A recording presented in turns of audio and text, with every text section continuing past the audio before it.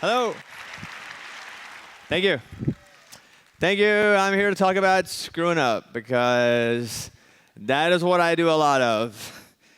And so this is all about winning by losing. And it sounds like a foreign concept because you think, wow, man, people are good, they win.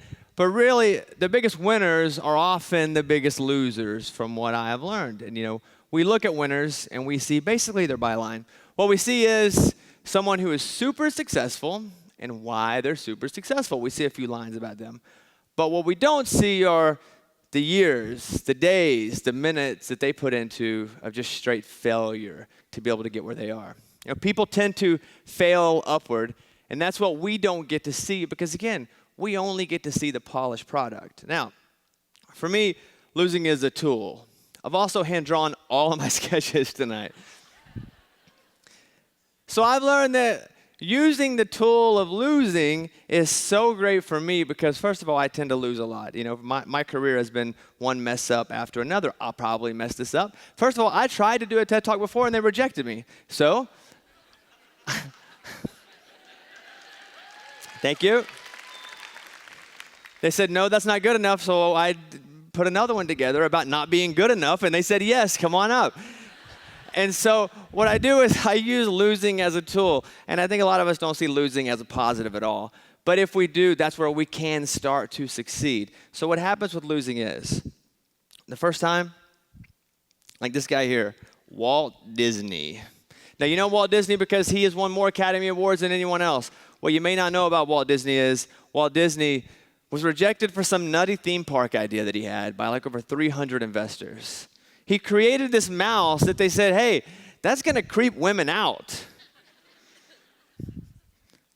This guy here, Steve Jobs. I don't know what you're laughing at. I hope it's not my drawings. Steve Jobs basically created the way we all talk to each other now. But Steve Jobs wasn't always super successful. Like Steve Jobs started the company in his garage, true. But he had 4, 5, 6 massive product failures. And not only that, he was fired from the company that he started. Right? These are all people that we know as super successful that really lost so many times before they were able to make it. Elvis Presley, the king of rock and roll. Let's talk about him for 1 second because, listen, we know him as pretty much the greatest American artist of all time. He went to the Opry. They said, hey, dude, don't come back. Like, you can't sing. They literally said you shouldn't come back and play the Opry. You should go back to driving a truck or being a gravedigger, which is what he was. He also didn't get in an a cappella group. They told him he couldn't act. All of this happened to Elvis Presley. Like, these are 3 really successful people that we see now, and we go, wow, those people are so awesome. They must have always been good at what they did, which is not the case at all, and it's really not the case with anyone. Hey, there's me. Now, I want to tell you guys my story because my story is that of being able to take 3 steps back to take 1 step forward if something is really important to you. Now, a lot of people ask me, how can I be successful? And, I'll go speak at schools, I'll speak to college kids, or I'll speak to groups, and they say, hey, what is the key to being successful? And my answer is always the same exact thing. It's just to fail. And then to fail, and to fail. And there are 2 things that you can learn while you fail. Number 1 is, do you have the resilience to bounce back after you fail? That's the most important thing, and I think that's the thing you see with super successful people over and over again. It's that it doesn't matter how many times you knock them down, they get back up. That's number 1. Number 2, to being successful is, okay, you get back up, but what did you learn? That's a very important part of it. And if you can do those 2 things, if you can lose, if you can fail, and you can get back up, and you can learn from why you failed and continue to do that over and over again, that's where success comes from. I grew up in a small town called Mountain Pine, Arkansas. Not really the greatest culture if you want to be someone who gets out. It's a sawmill town, 700 people, the population. And so for me, I wanted to get out. I wanted to build this mega empire of radio and books and TV, and I wanted to do comedy. And, there wasn't a lot of that for me. But I knew that in order to get out, I would have to start somewhere, and I wanted to do radio. And so I grew up in a town where there wasn't a lot, 50% under the poverty level, most people right around the level, and just a few above. They had above ground pools. Yeah. Sweet. And so I grew up with a grandma who raised me. I grew up with a mom who at times was in and out, as I was adopted by my grandmother at times. My mom had a drug addiction problem, died in her 40s, and suffered through alcohol abuse her entire life. And so it wasn't always the easiest time for me, and I always felt resentful about that. I thought, there's so many people with safety nets out there that I wish I was like that. I wish that I would have had something to fall back on. And it wasn't later into life that I realized the fact that I had nothing to fall back on was actually the greatest thing to ever happen to me. So as I talk about winning and losing and failing and succeeding, I think we grew up and we're taught so much different than what the real world is. We're taught that if you're good at something, you just succeed. That's not how it works. If you're good at something, you try and you learn and you get better, you take the losses, and then you succeed. And sometimes it takes a month, sometimes it takes 10 years. For me, I was upset because I never had a safety net. Little did I know that that is what it was that made me succeed. I had two plans. I had plan A. Plan A was to be on the radio, to have my own radio show. Plan B was to go back to plan A at all times. So I have plan A. You laugh. That was it. I had nowhere else to go. So because I had no other job, I couldn't go be an accountant. I couldn't go to, my cousin's Walgreens and work there. It was only this. And I'm thankful that that's what happened to me now. And it took me a long time to realize that. Mountain Pine, Arkansas, love my hometown. There wasn't a lot there for me. Frosted Flakes, expensive cereal. Didn't get to eat it. In Mountain Pine, we didn't get Frosted Flakes. We got Frosty Flakes.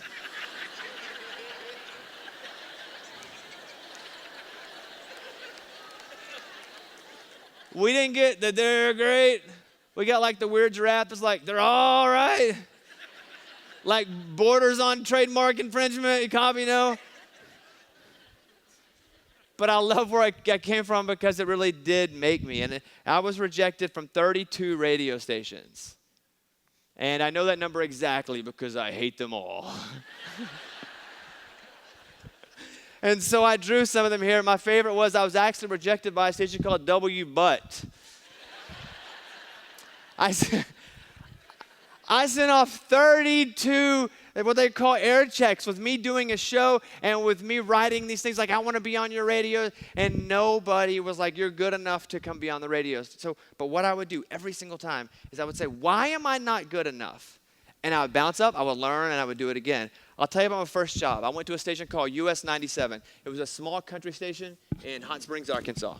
And I go to the station, and they say to me, you're not good enough to be on the air. And I say, okay, I didn't get the job.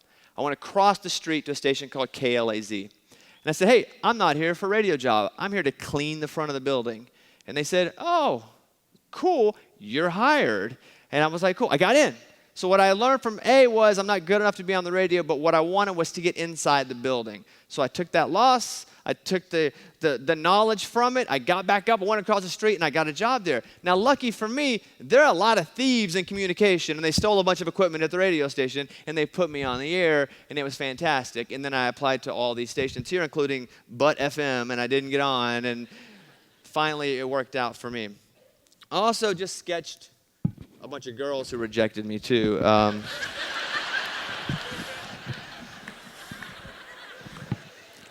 I could also list them by name if you wanted, but a lot of rejection there. I have a very hot rock star girlfriend now, but she'll dump me and we'll be through this again next year. We'll do the same thing. So there's that. If my career was like one of those IMDb movie reviews, like percentage-wise, I'd be like Joe Dirt too, right? Like I'd be about 10% successful in the things that I do. But that's okay because it's that small 10% that really makes the difference. Nobody looks at the losses. Everybody only sees the successes. The question is, can you weather through all the losses? And let me tell you the story about me in a book here. So I go to a book publisher. I say, I want to write a children's book. And they say, okay, tell me the story of your children's book. I said, well, it's about a kid. He doesn't fit in. He has a humongous head. Everybody makes fun of him. Yeah, it's me. Thank you very much. Yes. And so they say, no. I went to 6 different publishers. On the 7th, they said, we don't think that idea is good, but we want you to come back. We want you to tell us your life story. So I said, okay. And I went back and I told them how I grew up. And I told them about being adopted by my grandma and the struggles with my mom and my career going through radio. And They said, well, we think you should write a book about your life because I think your story actually touches the lives of a lot of people. And for me, I always felt alone until I wrote this book. And people will come up to me and say, wow, I thank you for sharing this story about addiction or this story. And this book only came because I was rejected 7 times for doing a children's book. And now I'm going to write a children's book. It's one of the things coming up. It's funny how it all circles back around. One of the awesome things because of the success that I've had is that I go back to my hometown, and there's a sign that says Mountain Pine, population 772. And I give a scholarship to a kid at my high school. And when I was driving into town, the coolest thing that's ever happened in my career and in my life was I drove back into my small town, and they put a sign up that said, welcome to the boyhood home of Bobby Bones. And I know it's a small town, and you don't go through it, or you don't, but it really, like I wanted to cry when I saw the sign, because it was my town saying, we're proud of you. And, that's what I searched for. And so to me, that was awesome. And I think of people like, this is Michael Jordan right here. A lot of people would compare me to him. And almost 30 times he took the game-winning shot and missed the game-winning shot. And that's what he talks about that defines him. It wasn't the shots that he made.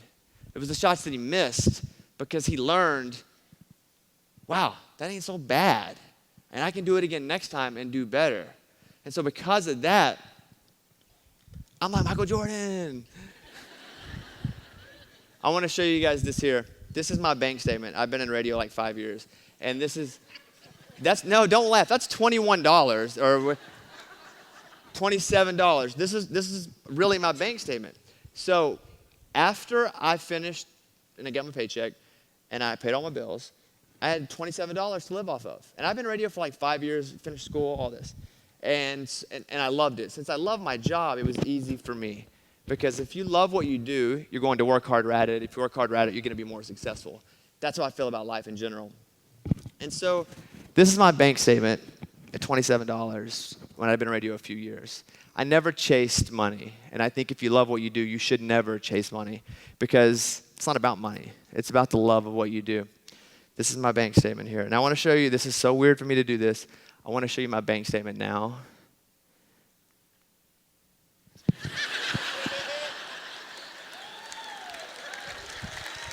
Hold on a minute.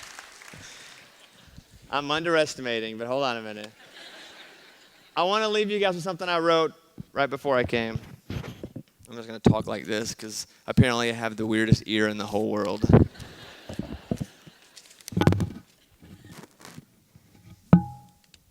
going to read to you a poem that I wrote. This is called a slam poem.